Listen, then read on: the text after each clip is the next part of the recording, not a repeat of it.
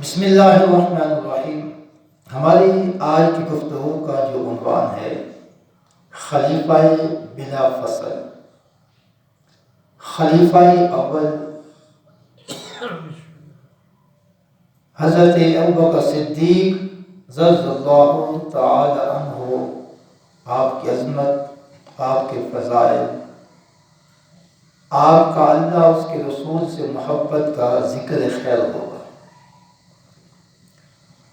اس دنیا میں لاتعداد انسانوں نے جنم لیا ہے اور بالآخر موت نے انہیں اپنی آغوش میں لے کر ان انسانوں کا نام و نشان تک مٹا دیا، لیکن جنہوں نے دین اسلام کی بقا اور سر بلندی کے لیے اپنی جان، مال اور اولاد کی قربانیاں دی ہیں اور جن کے دلی جذبات اسلام کے نام پر مر مٹنے کے لیے ہمہ وقت پختہ تھے، تاریخ کے اوراق پر ان کے تذکرے سنہری حروف سے لکھے گئے ہیں۔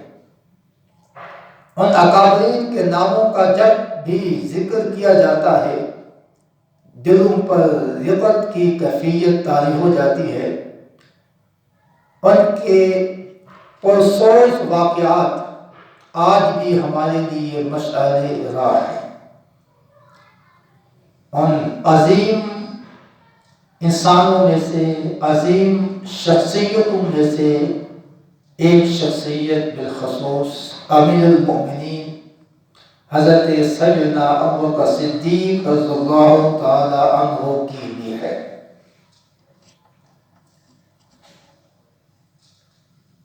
آپ کی قربانیاں، اللہ اس کے رسول سے محبت، تاریخ ان کی مثال بیان کرنے سے قاصر ہے۔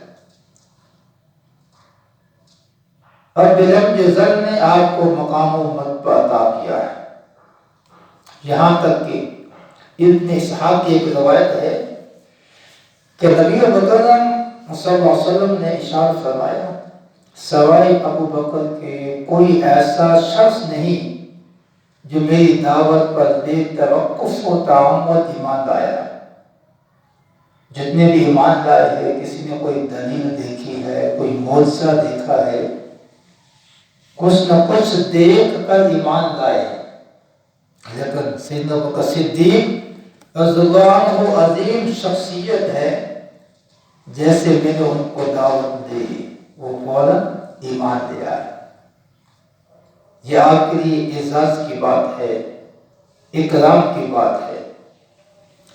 یوں تو تمام صحابہ کرام علیہم رضوان ہی مبتلا بھی ہیں، استاروں کی مانند ہیں اور شمع رسالت کے پروانے ہیں، لیکن سیدنا ابوبکر صدیق رضی اللہ عنہ وہ شخصیت ہیں جو انبیاء کرام اور رسولوں کی بعد تمام مخلوق سے افضل ہیں۔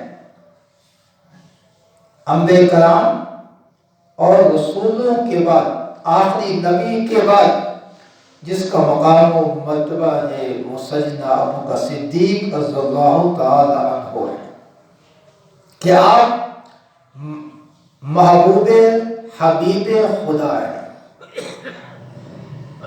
آپ عتیق بھی ہیں، آپ صدیق بھی ہیں، آپ صادق بھی ہیں، آپ صدیق اکبر بھی ہیں، آپ صدیق اکبر بھی ہیں۔ جب نبی مکرم صلی اللہ علیہ وسلم معراج کی رات لامکان تک تشریف لے کر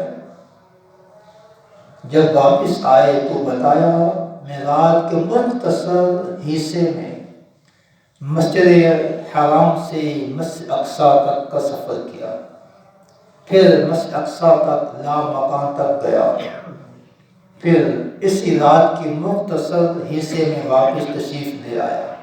جب یہ بات اہل مکہ میں پھیل گئی تو اہل مکہ کے دلوں میں مختلف سوال آنے لگے، شکوک و شبہات نے جنم لیا۔ ابو جہل جو اسلام کا بدترین دشمن تھا، وہ دوڑتا ہوا جناب سیدنا ابو بکر صدیق رضی اللہ عنہ کی بارگاہ میں گیا، کہنے لگا اے ابو بکر یہ تو بتا، کوئی یہ کہے کہ میلاد کے مختصر حصے میں، مختصر وقت میں مسجد حرام بیت اللہ سے اقصیٰ تک گیا، مسجد اقصیٰ سے لامکان تک گیا، کیا یہ بات ماننے والی ہے؟ تو آپ نے فرمایا اے ابو جہل کوئی اور کہے تو بات ماننے والی نہیں ہے، اگر میرے محبوب نے کہی ہے تو پھر بات سچی ہے، اگر میرے محبوب نے کہی ہے، امام الانبیاء نے کہی ہے، محمد رسول اللہ صلی اللہ علیہ وسلم نے یہ بات فرمائی ہے تو وہ بات کیا ہے؟ سچی ہے۔ اللہ اکبر۔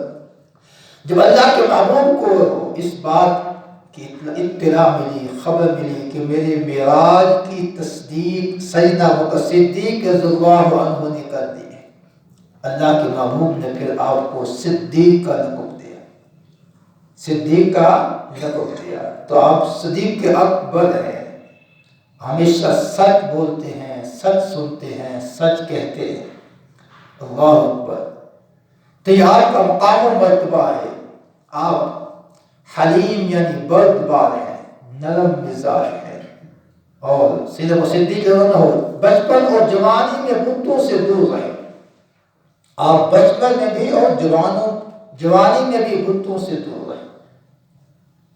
آپ کی والدہ واقعہ سناتی ہے کہ جب حضرت ابو بکر صدیق رضی اللہ عنہ کے پیٹ میں تھے نا، تو ایک دن وہ بت خانہ میں گئے، زمانہ جاہلیت کی بات ہے، ابھی آپ کی پیدائش نہیں ہوئی، بت خانہ میں گئی اور بتوں کے آگے جھکنا چاہا، لیکن اندر سے تکلیف شروع ہو گئی، تکلیف شروع ہو گئی، گویا کہ آپ اپنی ماں کے پیٹ میں تھے، آپ نے اپنی والدہ کو بتوں کے آگے جھکنے نہیں دیا، یہ آپ کی عظمت اور شان۔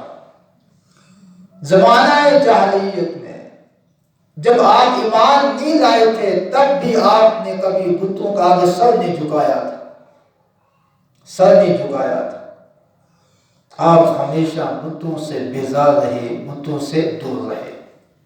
اللہ اکبر۔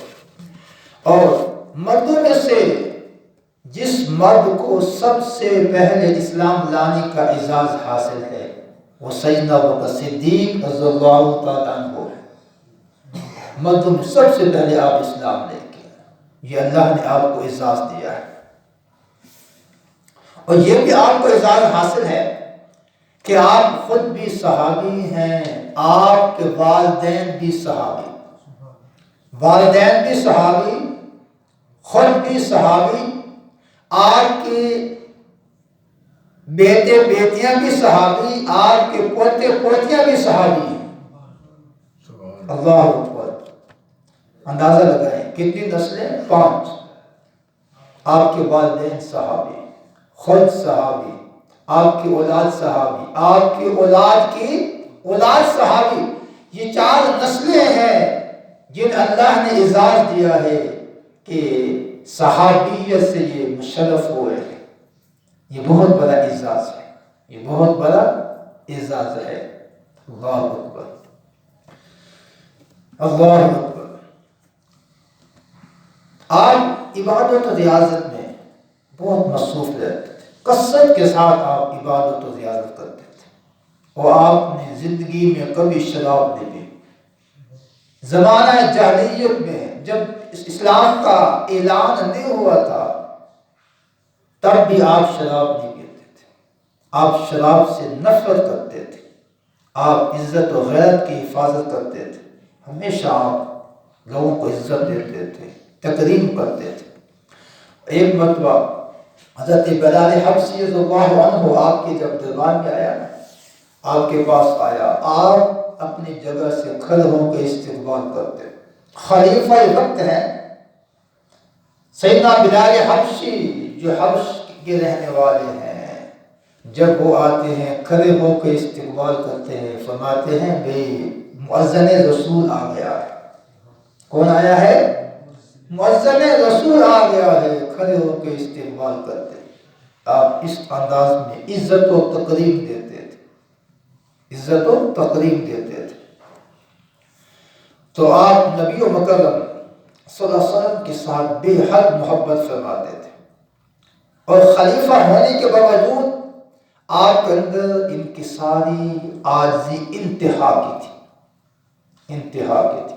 خلیفہ بننے کے بعد آپ بازار میں کاروبار کر رہے ہیں تو سیدنا عمر بن خطاب رضی اللہ عنہ نے عرض کی ہو، اے خلیفہ اگر اب آپ نے کاروبار نہیں کرنا، آپ نے نظام مملکت چلانا ہے، نظام حکومت کو چلانا ہے۔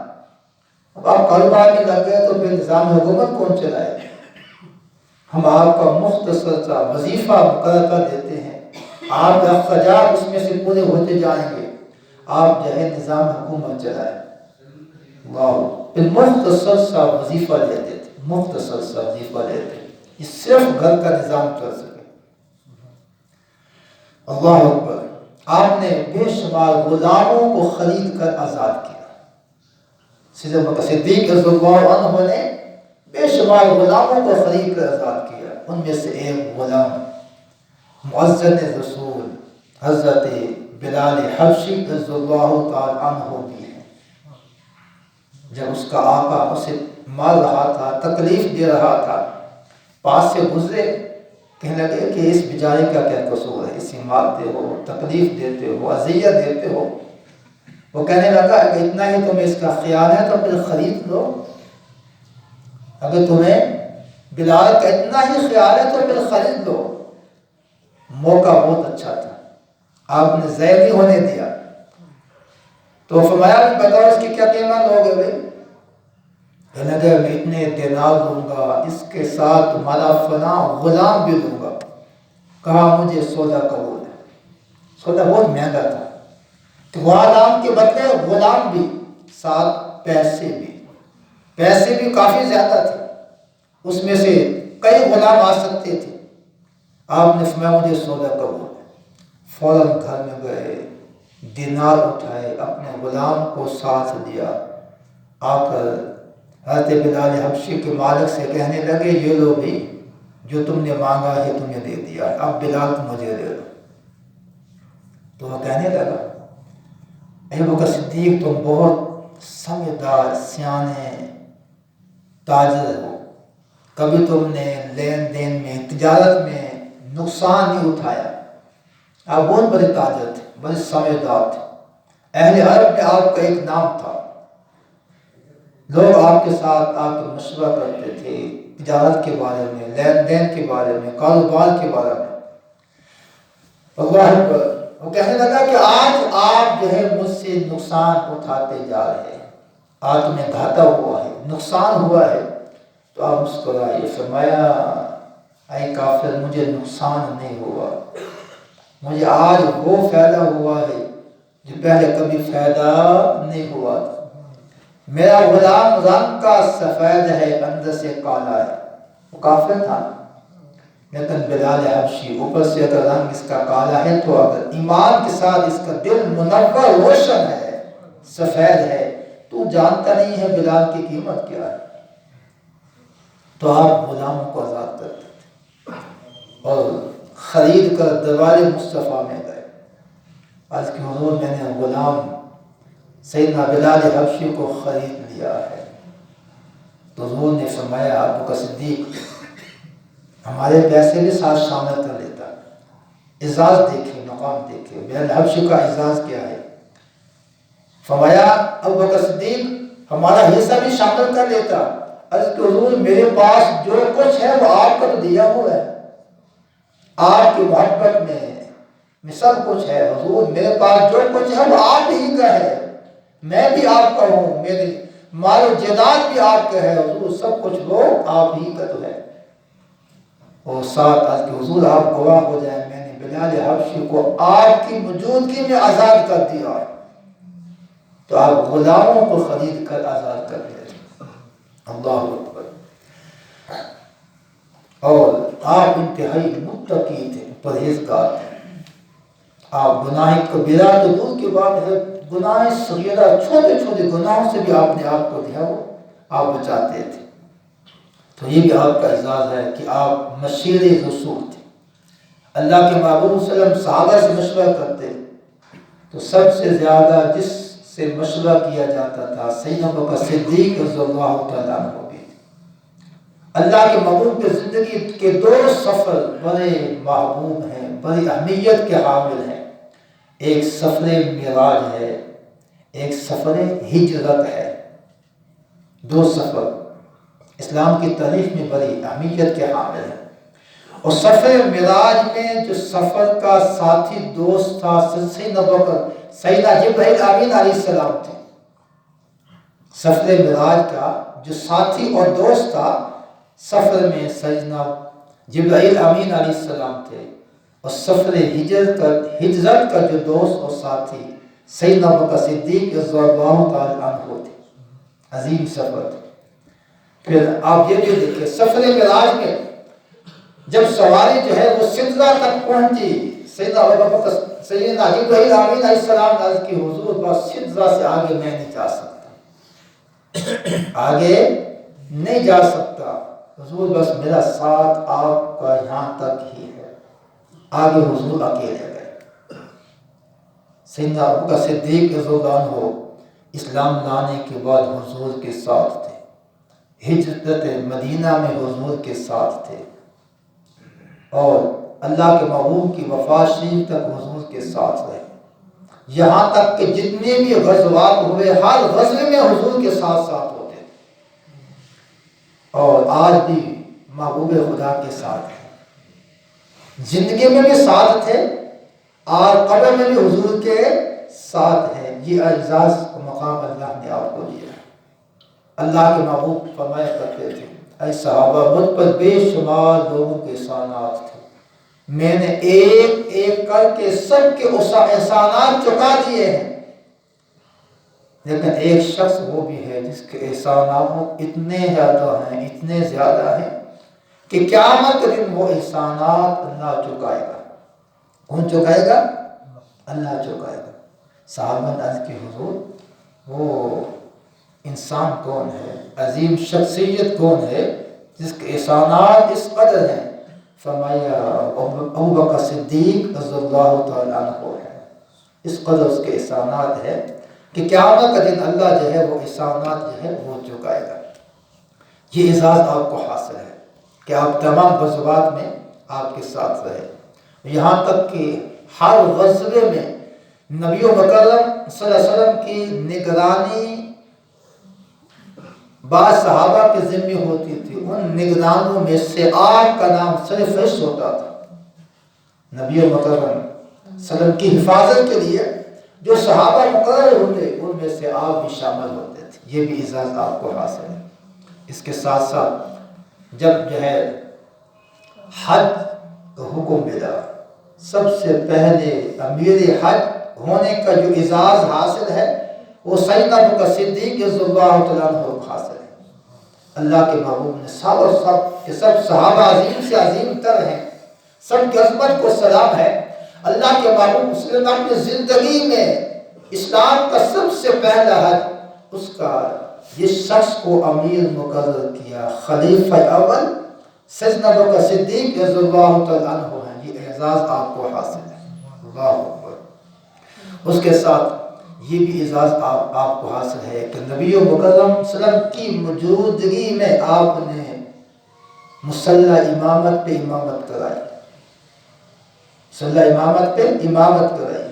یہ اعزاز بھی آپ کو حاصل ہے.